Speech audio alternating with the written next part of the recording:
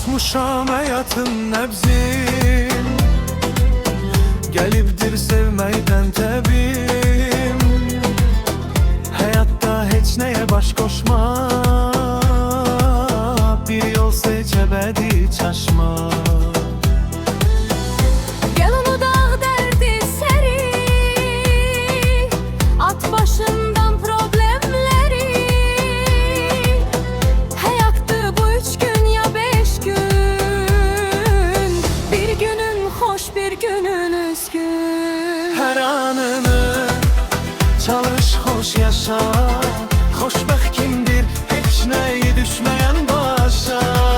Her anını çalış hoş yaşa, hoşbəxt kimdir hiç neyi düşmeyen başa.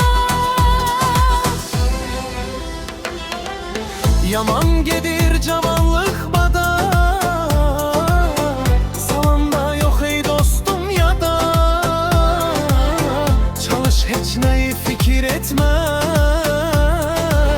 özün için yaşa gelbin incitme. Değmez inan hiç neye baş koşma,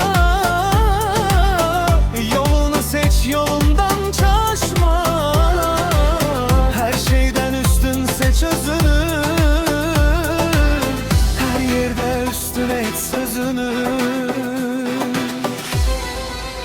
Kaya olanı Çalış hoş yaşa, hoşbəxt kimdir hiç neyi düşmeyen başa.